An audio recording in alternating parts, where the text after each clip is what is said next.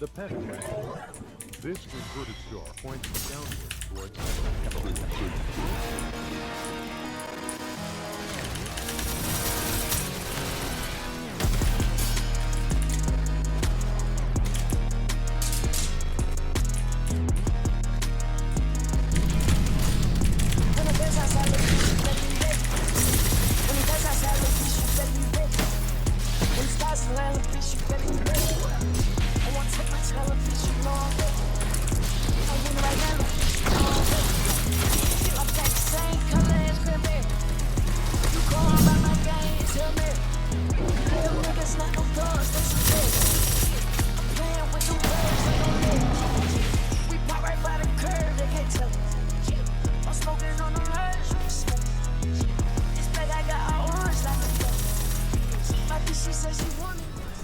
Alright guys, so as you can tell by the intro, this build is absolutely insane, alright? So in the last video, I previously made a video, okay? If you haven't watched that already, go and watch it, called the best PvE build in Deepwoken, okay? And a lot of people are leaving some suggestions on that video on like how you can actually improve the build. And I went ahead and I've probably made the build the best you can possibly make it. Alright, so I'm not gonna do the same thing I did in the last video where I explained all the stats you need to get pre-shrine and after shrine. Instead, I'm gonna just include the Deepwoken build maker link in the description that has all the talents and all the stats you need to get pre-shrine and after shrine, etc. Well, not all the ones that you need after shrine. You pretty much all the talents that you need for this build to work, you get pre-shrine. But what I'm gonna tell you is that there are 3 different builds, 3 different versions of this build that I've made. Okay, so there's one which is this build. Okay, there is one for if you have an astral enchant Evan Spear hand axe. It doesn't work with enforcer axe unfortunately because you're gonna have exactly 70 heavy weapon at the end of the build.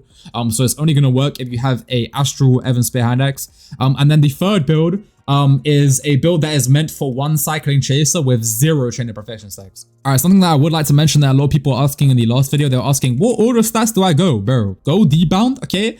Every time you can put a stat into one of these stat points, put it into it, bro. You can literally progress this build, and I'm not even kidding, it will take you 2 hours to progress this build if you just put the stats into whatever you can put it into in these categories. After shrine, then just train it into Frost or Shadow Cast heavy weapon because your talents do not matter after shrine. But pre-shrine, just put them into whatever stats you can put them into, bro. Like, I'm telling you now, like, it doesn't matter what order you go. Just put it into, dump them into whatever you can. All right, cool. Now I'm going to show you guys the run where I killed Chaser with 2 chain of perfection stacks. So at the start, as you can see, I let the Bone Keeper hit me once just so I get the my chain of perfection stacks like reset. I M1 him once and then I hit him with ice cubes, right? So that's only 2 chain of perfection stacks since ice cubes only counts for 1 chain of perfection stack since it's a multi-hit mantra. But yeah, I'm gonna explain the combo and everything you need to do on Chaser to be able to kill him with only 2 chain of perfection stacks. Alright, cool. So what you're going to want to do to be able to actually kill Chaser with only 2 chain of perfection stacks on this build, you're going to want to use ice cubes, alright? So you're going to want to use ice cubes at the very start, and then you're going to want to immediately auto scream him, alright? And then you're going to want to wait for your ether to charge up just a tiny bit so you can use Eclipse Kick. And then I'm basically going to show you what you do here. So you basically press E on him, you use Eclipse Kick, and then instantly parry him, and then quickly use your ice cubes, alright? And then if you do it perfectly, all of the ice cubes will land as well. So that's already a shit ton of health gone away from him. Then you're going to want to wait for your ice cubes to recharge, alright? So like you don't have to rush to break the shit. Sometimes you will get unlucky and he will use the rock falling move. Luckily for me, he didn't use it. But as you can see, my ice cubes come off cooldown now. I auto scream after I use the ice cubes, break the last jar, and then I run into him, alright? I taunt him so I get even more damage. Spine Cutter, Ice Cubes, immediately Permafrost Prison, Warden's Blades, Frozen Servants, Ice Lance into an Eclipse Kick, and then if you land everything, he will get 1 phase with only 2 Chain of Perfection stacks, as you can see in this clip. Right here. All right, cool. Now we're gonna be going over the hell mode part of the intro. So in a lot of the comments in the last video were people asking if you can do hell mode in this build, and yes you can. As you can see, I'm soloing hell mode in the background. So I'm gonna explain everything you need to be able to solo hell mode on this build. I was tired of everyone replying to their comments as well, saying no, you can't do hell mode on this build. If you want to do it, put 40 points into fortune and get 6 vitality instead. You don't need that. I have 0 vitality and I have 0 fortune. I'm still managing to solo hell mode with ease. All you need is a decent amount of DVM. I'd recommend picking up at least 30% to 40% DVM, 40% plus if you're soloing it like me, but I don't think you guys can solo it unless you put like 4 ults in the game, I guess. But yeah, nah, if you want to do hell mode, at least have 30 to 40% DVM. You need this armor enchant called Viscosity. You need Viscosity. It basically makes you have 1000 HP. And technically you have 1000 HP because it makes your HP tick down slowly. So you could take like 400 damage, but you will still be alive and it'll be ticking down slowly. So if you kill something, you get the health pack. it cancels out, okay? So yeah, you need viscosity. And then on top of that, if you want to be extra safe, get physical variant or sacred field. You don't need it, but I would recommend getting it to be extra safe. I got it since I can solo hell mode, since I have access to the content creator PS. I never do hell modes though, because hell modes are completely pointless. If you want to get gold roll equipment, do Primadon. If you want to get cool ass shit, go to layer 2. The only thing hell mode's useful for nowadays is crit blades, but I'm telling you now, unless you want crit blades and you just want god roll, like unless you want crit blades, do not do hell mode. But if you just want god roll stuff, go and farm Primadon, bro. You'll get so many god roll equipment.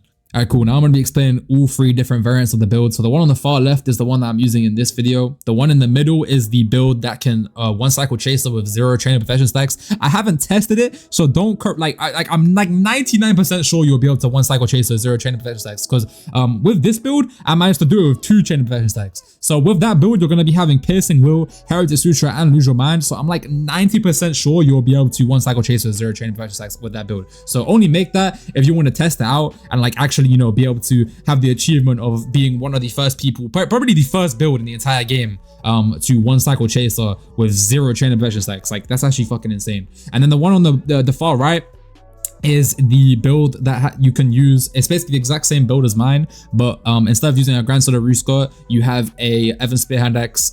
So yeah, if you have an Astral and Evan if you have an Astral Evan Spear Hand X, go ahead and make that version of the build. That's what I would definitely make if I had Astral, but unfortunately I don't have Astral, so I just make the Grand build. All right, cool. Now I'm gonna be showing you guys the long-awaited 0 phasing Ethiron clip. So I've actually 0 phased Ethiron twice on this build now. The first time was without Underdog, and the second time is now with Underdog on the new build. So yeah, I'm going to be explaining, you know, how it works. So you don't have to use the Miserabilis buff, but you would have to do around about, I'd say around about 7 slam downs. I missed the Ice Cubes twice, so it will take you around about 6 to 7 slam down attacks when you parry him and, you know, you get the free hits on him. It'll take you around about 6 to 7 of those to be able to kill him. So if you get lucky and he slams you down 6 or 7 times before you stun him with all the bones, then yeah, you'll be able to 0 phase him, and that was without the buff. So if you get the buff from Miserabilis, you'll probably be able to do it in I'd say 4 to 5 slams. So you'll probably be able to do it a lot more fluently. But yeah, nah, this build is actually fucking insane. You can 0 phase Ethiron, 1 combo Ethiron, 1 phase chase with 2 chain of infection stacks, solo hell mode. It's just the best PvE build in the entire game in my opinion right now. That's just my opinion. You guys feel free to have your other opinions. But yeah, if you guys want to make this build, all of the links for the 3 different variants of it are going to be in the description. Okay, but yeah, I'm going to show you guys the clip now of me 0 phasing Ethiron on this build. I got hella lucky. He slammed me down like 4 times in a row, and then he slammed me down like 2 times in a row after that. Like, he just kept on slamming me down over and over again, bro. I got so lucky. But yeah, let me show you guys the clip. No, hi. Yeah.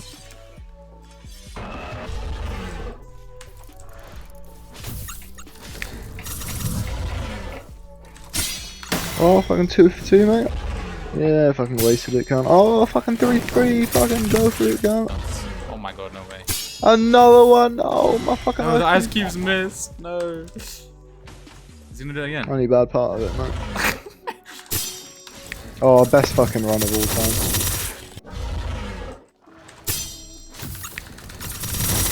Oh, yeah, no. Go, fuck. Yeah, nah, fuck, no, yeah. Oh, I have ice cubes there, mate. Hold up. Do it again.